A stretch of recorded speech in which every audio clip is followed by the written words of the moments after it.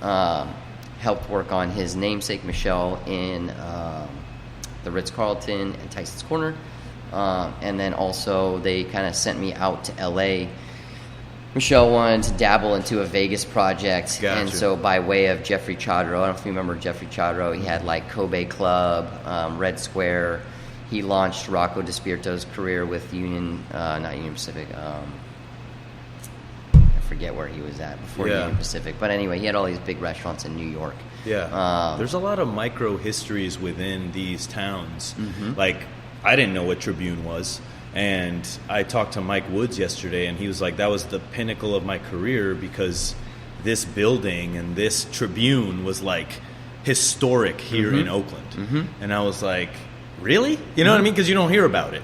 And then, you're telling me about all this stuff in LA and DC, and, I don't think anybody has done the stories yet of these places and like written it down, and so we have sort of a lineage we can follow, a dichotomy of where things are established. It's funny you talk about that. A buddy of mine, Bill Corbett, pastry chef, well, he is now Mark Benioff's man at Salesforce. He runs all of the culinary programs for Salesforce. But Bill and I, many years ago, we thought it would be funny. Well, it would be funny. It'd be interesting to really sit down with a group of chefs and take each chef and go back in their career, basically what you're doing through this podcast, and find the lineage and then create this tree, the family tree. That's what needs to happen. Where people are coming from, and really then strip the onion back, right? Strip down, and this chef worked for this chef, and this recipe he got came from this chef, but where did that come from?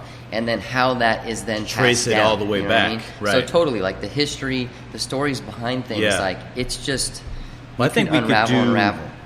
We could do like a Google Maps situation. Like that's what I want, where you like look at the world and you have all these points and everything's connected. It looks like a flight, when you look at flight maps.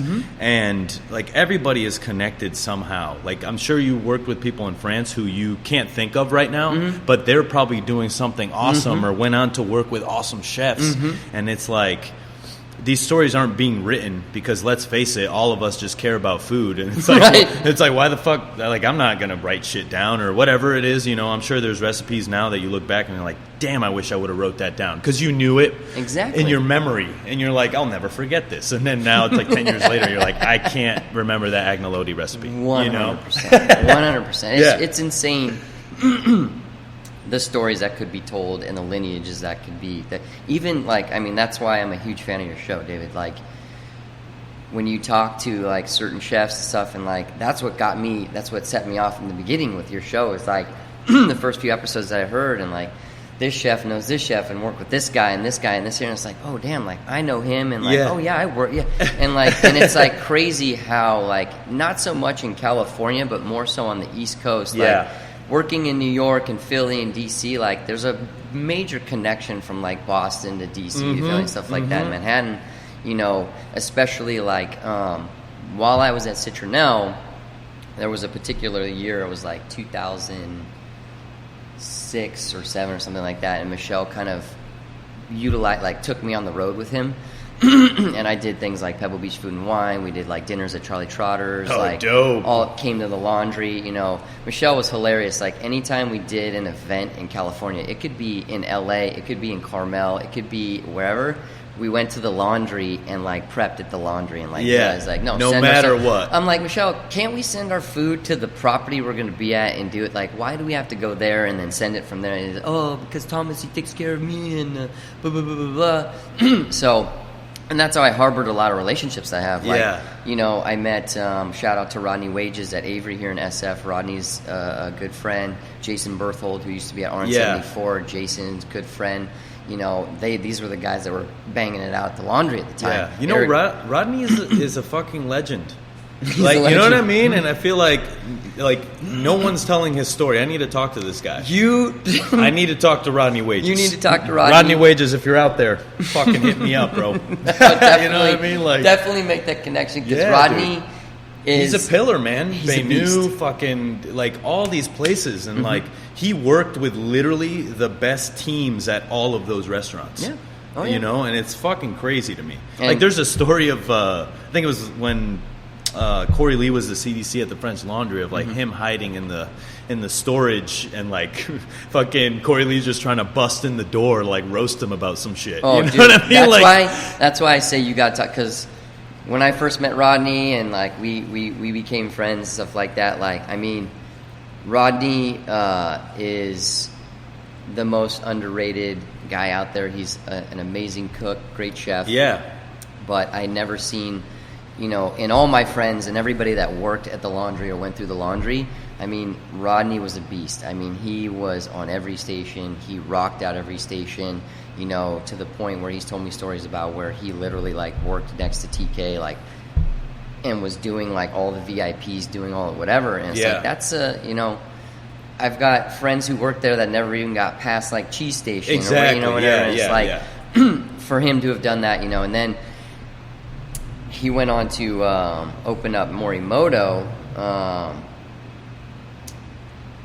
and I just remember, like, I was like, Rodney, I was like, man, like, they were doing 200, 250 plus at Morimoto, and it's like, when I would go eat there and, like, see, like, their knife cuts, it's like, I mean, it's very, like, laundry-esque and very clean and very organized. Yeah. So it's crazy doing it at that volume. You've gone from the laundry where you have the team and the, you know, whatever, and the strategization and how it's all put out via tasting menus, and now you're going to an a la carte restaurant, you know, banging it out. It was just insane. So anyway, Rodney, we love you.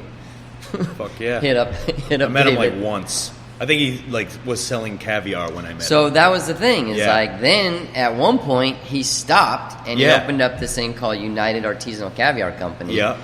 Is that still?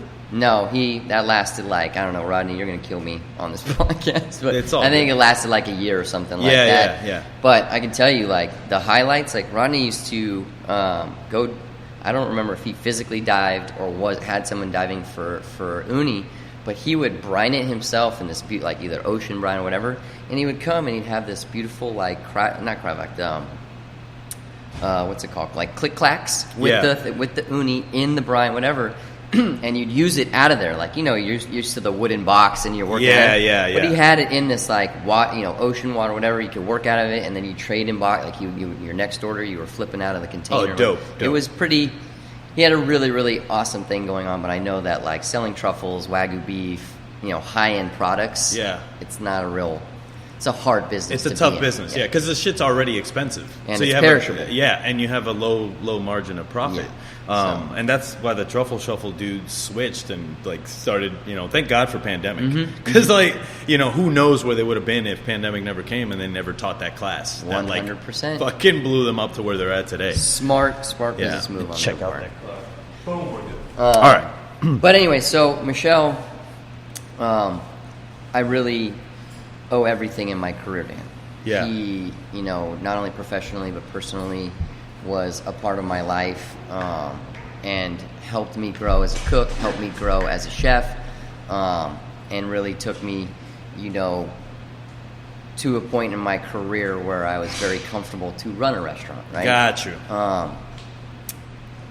Continuing on, so now it's about 2010, and to be completely transparent, I was really getting sick and tired of the East Coast. Got you. I'm a California boy. Like I said, I grew up surfing, skating. I wanted to come back home. I needed sunshine. Yeah. I was tired of it.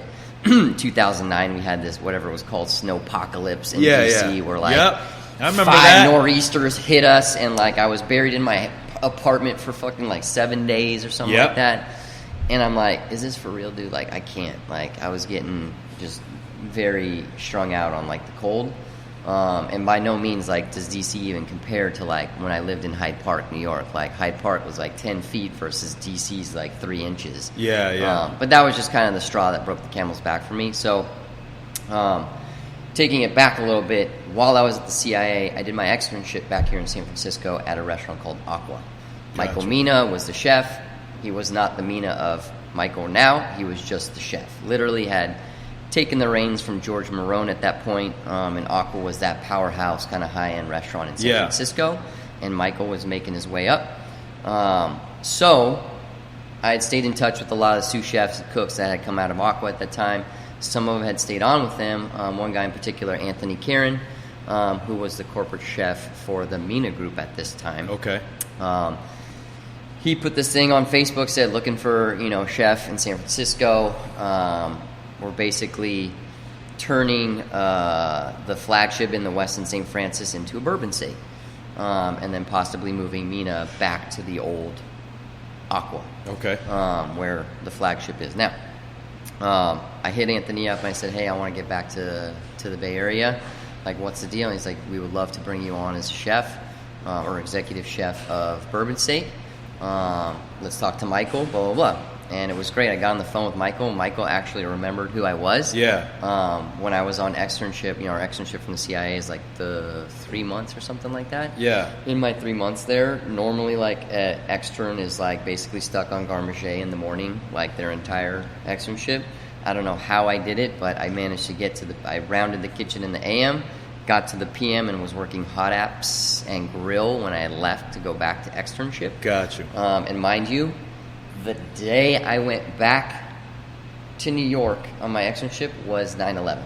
Oh, wow. I was driving across country during 9/11. Holy fuck. Yeah, so that was crazy. So, like, San Francisco shut down.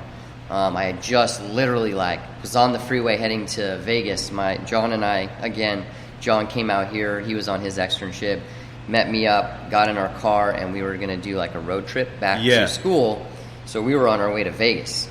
We had our whole trip planned. We were going to Vegas, Grand Canyon, through Texas, all the way up, doing just food stops and things like that. Gotcha. And we had got to Vegas, completely shut down. But anyway, 2010. So Anthony's like, yeah, come back. Got on the phone with Michael, and Michael's like, oh yeah, I remember you on externship. I used to pull doubles on my externship. They used and abused me at Aqua.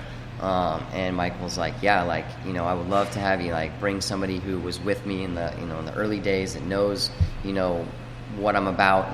Michael's very, very much about loyalty. And really, honestly, I explained to Michael I want to come to Bourbon Steak because I don't need to further my career as a cook.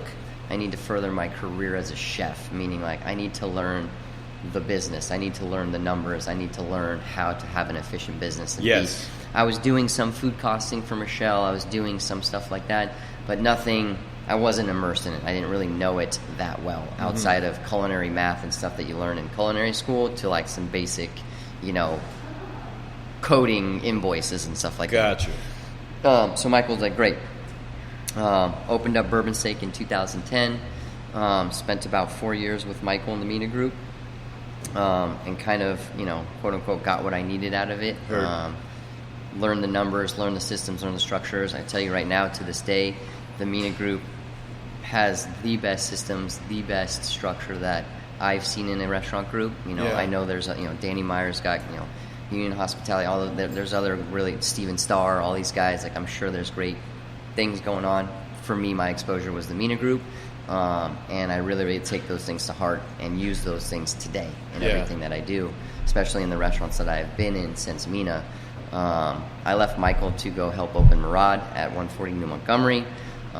Spent some time with Murad, then went on to Wayfair Tavern, worked with Tyler Florence for a couple years at Wayfair Tavern.